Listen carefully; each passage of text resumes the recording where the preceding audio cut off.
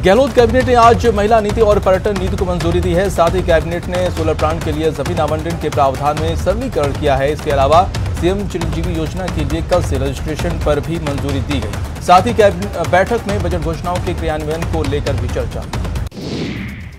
Corona के बढ़ते मामलों को देखते हुए गहलोत सरकार सख्त हो गई है। 8 शहरों के बाजार अब 9 बजे से ही बंद हो जाएंगे। रात 10 बजे से नाइट कर्फ्यू लगाने का फैसला किया गया है।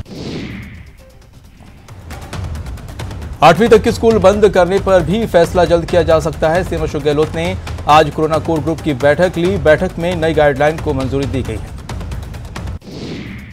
सीएम अशोक गहलोत आज से असम दौरे पर रहेंगे। कल सीएम गहलोत 2 जनसभाओं को संबोधित करेंगे। जयपुर ग्रामीण से बीजेपी सांसद कर्नल राज्यवर्धन राठौर आज पश्चिम बंगाल के रण में उतरे। राज्यवर्धन राठौर बैरकपुर विधानसभा सीट से बीजेपी प्रत्याशी डॉक्टर चंद्रमणि शुक्ला की नामांकन रैली में शामिल हुए। इस दौरान राज्यवर्धन ने कहा कि नामांकन रैली में उमड़े विशाल जनसमूह ने यह साबित कर दिया है कि पश्चिम बंगाल में भारतीय जनता पार्टी के उम्मीदवारों को अपार जन समर्थन मिल रहा है। वहीं राठौर ने कहा है कि बंगाल में भाजपा की ऐतिहासिक जीत होगी। बीजेपी ने उपचुनाव के रण के लिए अपने स्टार प्रचारकों की लिस्ट जारी कर दी है। इलेक्शन कमीशन ऑफ इंडिया को सौंपी गई सूची में 30 स्टार प्रचारक शामिल किए गए हैं। भाजपा के इन स्टार प्रचारकों में राष्ट्रीय पदाधिकारी, प्रदेश पदाधिकारी, केंद्रीय मंत्री, सांसद और विधायकों को शामिल किया गया है। पूर्व भाजपा के प्रदेश अध्यक्षों को भी इस लिस्ट में जगह दी गई है।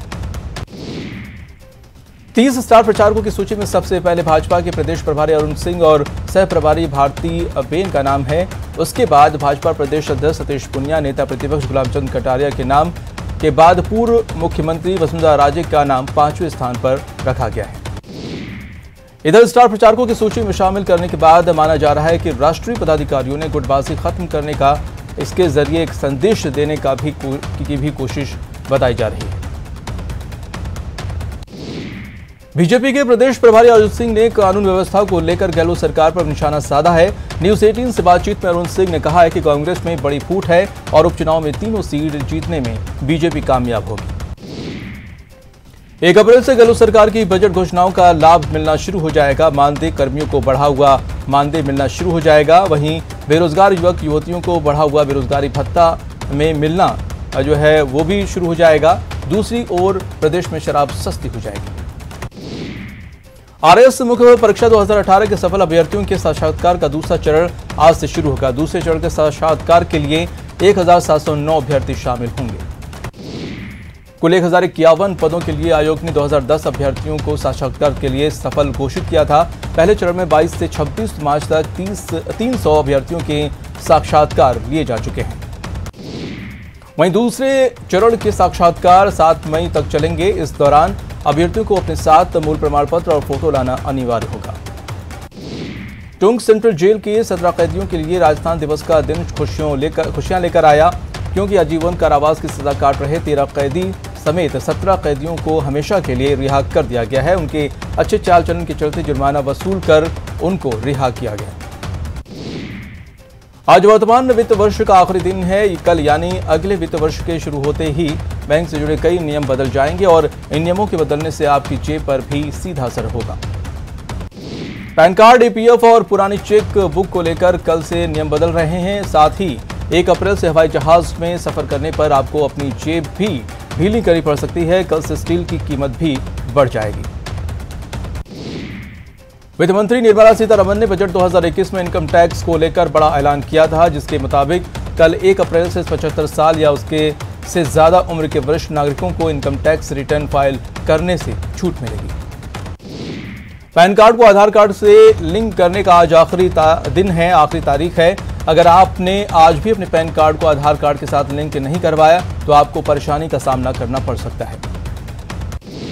जैसलमेर के मोहनगढ़ नहरी क्षेत्र में न्यूज 18 राजस्थान की खबर का असर हुआ है। अनाज मंडी में 1 महीने से गुल बिजली अब लौट आई है। बिजली की वापसी से किसानों में खुशी है और वो न्यूज 18 राजस्थान का आभार जता रहे हैं। अनाज मंडी अधिकारियों की खबर दिखाए जाने के बाद आनन फानन में बिजली का बिल जमा करवाया और डिस्कॉम कर्मियों ने बिल जमा होते ही ट्रांसफार्मर को वापस लगवाकर बिजली को वापस शुरू किया। अनाज मंडी के अधिकारियों की लापरवाही के कारण मंडी का 70 लाख रुपए का बिजली बिल बकाया होने के कारण बिजली विभाग ने ट्रांसफार्मर खोलकर अपने कब्जे में ले लिया था। देश में कोरोना संक्रमण खतरनाक तरीके से बढ़ रहा है। लगातार 7वें दिन 50,000 से ज्यादा कोरोना केस आए हैं। हालांकि 41,280 लोग कोरोना से ठीक भी हुए हैं। 16 दिसंबर के बाद पहली बार दिन में 350 से ज्यादा कोरोना संक्रमित की मौत हुई है। 24 घंटों में 53,480 नए कोरोना केस आए हैं और 354 लोगों की जान चली गई है। दिल्ली में कोरोना वायरस के मामले एक बार फिर से बढ़ने लगे हैं। कोरोना के बढ़ते मामलों की वजह से दिल्ली के कई बड़े प्राइवेट अस्पतालों में आईसीयू और वेंटिलेटर बेड्स की किल्लत हो गई है।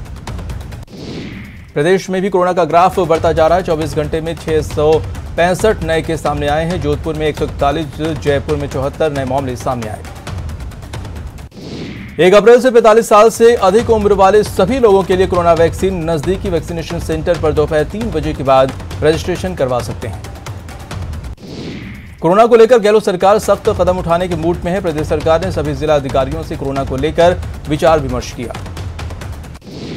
चूरू में एक बुजुर्ग की लोहे के पाइप से पीटकर हत्या कर दी गई, जबकि उसे बचाने आए परिवार के 3 लोगों को भी पीटकर घायल कर दिया गया है। घायलों का चूरू के राजकीय भर्ती अस्पताल में इलाज जारी है। कोतवाली थाना पुलिस ने मुश्ताक पार्षद पति बबलू समेत 9 लोगों के खिलाफ हत्या का मामला दर्ज कराया है। यह मामला पुरानी रंजिश को लेकर बताया जा रहा है। पुलिस अब आरोपियों की तलाश में जुटी हुई। अजमेर के ब्यावर में नगर परिषद के सामने स्ट्रीट वेंडर्स आपस में भिड़ गए। फुटपाथ पर कपड़े बेचने की जमीन को लेकर इनमें झगड़ा हो गया। ये झगड़ा इतना बढ़ गया कि देखते ही देखते दोनों पक्षों में जमकर लात घूंसे चले और डंडों से हमला किए।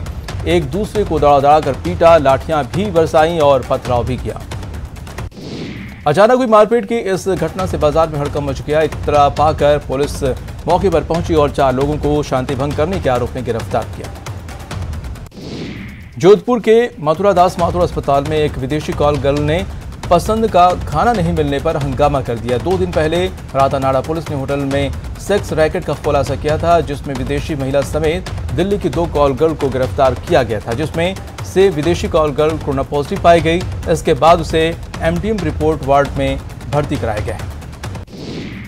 देर रात फास्ट फूड की मांग को लेकर विदेशी युवती ने खाना देने आए वार्ड वाईफाई सरकारी खाने का पैकेट फेंक मारा और घटना के बाद अस्पताल प्रशासन ने रातानाड़ा थाना पुलिस को सूचना दी, जिस पर विदेशी कोरोना पॉजिटिव कॉल गर्ल को जोधपुर सेंट्रल जेल के आइसोलेशन वार्ड में भर्ती करवा दिया गया। दौसा में जमीनी विवाद में खूनी संघर्ष हुआ। इस दौरान दोनों पक्षों ने धारदार हथियार से एक दूसरे पर हमला किया। इस खूनी संघर्ष में 11 लोग घायल हो गए। ये मारपीट सदर थाना इलाके के गंगाल्यावास गांव में हुई।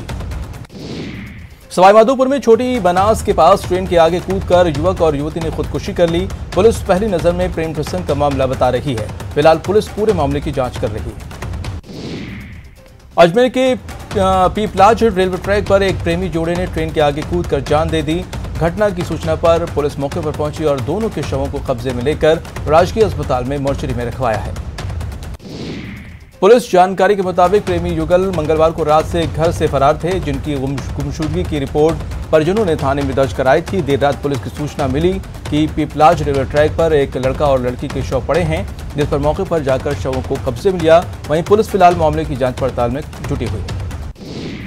कोटा जिले के रामगंज मंडी में मीना जैन नाम की एक विवाहिता ने घरेलू अवसाद के चलते फांसी लगाकर आत्महत्या कर ली। मृतका की उम्र 30 साल बताई जा रही है। खुदकुशी करने वाली महिला की 12 और 8 साल के 2 बच्चे हैं। घटना के वक्त दोनों बच्चे अपने पति सो रहे थे। फिलहाल पुलिस मामले की जांच कर रही है। चित्तौड़गढ़ में स्थित एक सीमेंट फैक्ट्री में कार्यरत ठेकाकर्मी रामेश्वर लाल प्रजापत की हार्ट अटैक से मौत हो गई। मृतक के परिजनों और ग्रामीणों ने मुआवजे और फैक्ट्री में नौकरी की मांग को लेकर अस्पताल में प्रदर्शन किया। शंभूपुरा पुलिस ने मामला सुलझाने की कोशिश की, जिसके बाद मुआवजा राशि पर सहमति बनने के बाद मामला शांत हुआ। भरतपुर के कामा थाना क्षेत्र के गांव इंद्रौली में दीवार निर्माण को लेकर 2 पक्ष भिड़ गए। जमकर लाठी भाटा और पथराव हुआ। दीवार निर्माण को लेकर ये दूसरी बार खूनी संघर्ष हुआ, जिसमें 1 दर्जन लोग घायल हो गए। कामा थाना पुलिस मौके पर पहुंची और मामला शांत कराया। फिलहाल पुलिस जांच में जुटी है। कोटा के एमबीएस अस्पताल में देर रात एक व्यक्ति की मौत पर हंगामा हुआ। परिजनों ने डॉक्टरों पर लापरवाही का आरोप लगाते हुए जमकर बवाल काटा। सूचना पर नयापुरा थाना पुलिस मौके पर पहुंची और परिजनों से समझाइश की। जयपुर में एयरपोर्ट पर कस्टम ने बड़ी कार्रवाई को अंजाम दिया है। यहां तस्करी का 16 लाख का सोना पकड़ा है। ये सोना बैटरी में रखकर दुबई से जयपुर लाया गया था। अजमेर के गंजसाना इलाके में छेड़छाड़ से परेशान परिवार ने आज पुलिस में शिकायत दर्ज कराई है। इस परिवार ने एक लड़के के खिलाफ उनकी परिवार की लड़की को पिछले 6 महीने से परेशान करने की शिकायत की। बाड़मेर पुलिस ने 8 महीने पुराने नकली नोट और हेरोइन के मामले में फरार चल रहे 10वें आरोपी को गिरफ्तार किया है। पुलिस उससे कड़ाई से पूछताछ कर रही है। भरतपुर के कामा के अंगरावली गांव में खलिहान में आग लग गई। इस आग में ईंधन और फसल जलकर राख हो गई। इस आग से गांव में अफरा तफरी मच गई। पहले ग्रामीणों ने खुद आग बुझाने की कोशिश की, बाद में फायर ब्रिगेड मौके पर पहुंचकर आग पर काबू पाया। भरतपुर हलैना के गांव ताजपुर में शॉर्ट सर्किट के चलते घर में आग लग गई, जहां आग लगने से अफरा तफरी मच गई। इस आग में कई पशुओं की मौत हो गई है। फायर ब्रिगेड ने इस आग पर काबू पाया। शुरू में सड़क किनारे खड़े किए गए ट्रॉले से एक कार टकरा गई। हादसे में कार सवार एक युवक की मौत हो गई है, जबकि दूसरा गंभीर रूप से घायल हो गया। वहीं हादसा इतना बड़ा था कि कार चकनाचूर हो गई। फिलहाल कोतवाली थाना पुलिस ने शव का पोस्टमार्टम करवाया और ट्रॉला चालक के खिलाफ मामला दर्ज किया। कोटा में तेज रफ्तार पिकअप ने युवक को टक्कर मार दी। हादसे में घायल युवक को एमपीएस अस्पताल में भर्ती कराया गया है। फिलहाल पुलिस पूरे मामले की जांच पड़ताल में जुटी हुई है। कोटा के नयापुरा इलाके में देर रात एक बड़ा हादसा हो गया। हादसा टल गया। यहां बेकाबू पुलिस की जीप का अचानक टायर निकल गया। एमपीएस अस्पताल के गेट पर हुए इस हादसे में कोई हताहत नहीं हुआ। डूंगरपुर के धोथरी में घायल युवक ने आज इलाज के दौरान दम तोड़ दिया। ये युवक 4 दिन पहले सड़क हादसे का शिकार हो गया था।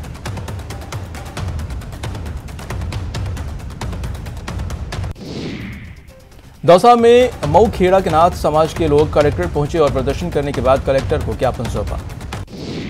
मऊ खेड़ा गांव में उनकी शमशान भूमि पर दबंगों ने कब्जा कर रखा था, जिसकी शिकायत के बाद प्रशासन ने भूमि से अतिक्रमण हटवा दिया।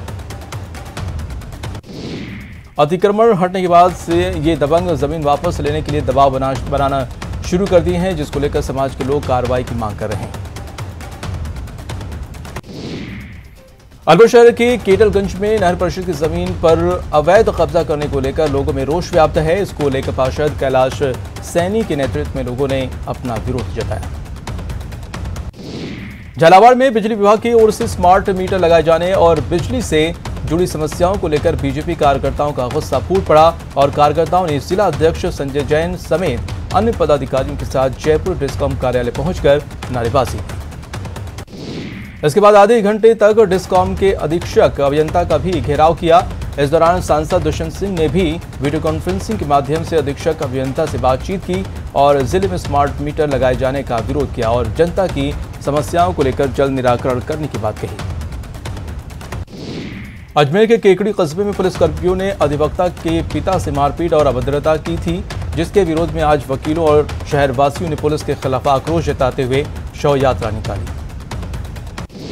साथ ही दोषी पुलिसकर्मियों के खिलाफ कार्रवाई करने की मांग की और एसडीएम जगदीश सिंह को ज्ञापन सौंपा। वहीं प्रदर्शन करने वालों ने चेतावनी दी है कि अगर मामले में जल्द कार्रवाई नहीं होती है तो कल शहर के सभी रोड जाम किए जाएंगे। भरतपुर के डी के पसोपा गांव में 74वें दिन भी धरना जारी है। ये धरना पर्वत पर हो रहे खनन के विरोध में दिया जा रहा है। इस दौरान गांव वालों ने नारेबाजी की। अजमेर के आम का तालाब इलाके में पुराने कुएं के खुदे हुए हैं, जिसको ढकने की व्यवस्था नहीं हुई है। इससे आए दिन हादसा होने की आशंका बनी रहती है। इसके खिलाफ स्थानीय लोगों ने प्रदर्शन किया और इन कुएं को बंद करवाने की मांग की है। दौसा का चर्चित जीवा हत्याकांड के सभी आरोपियों की गिरफ्तारी की मांग को लेकर आज युवाओं पर प्रतिनिधिमंडल कलेक्ट्रेट पहुंचा और कलेक्ट्रेट के बाहर प्रदर्शन करने के बाद पुलिस अधीक्षक अनिल बेनीवाल को ज्ञापन सौंपा। अजमेर में निजी स्कूल संचालकों ने अपनी मांगों को लेकर प्रदर्शन किया। प्रदर्शनकारियों ने माध्यमिक शिक्षा बोर्ड के अध्यक्ष को अपनी मांगों को लेकर ज्ञापन सौंपा।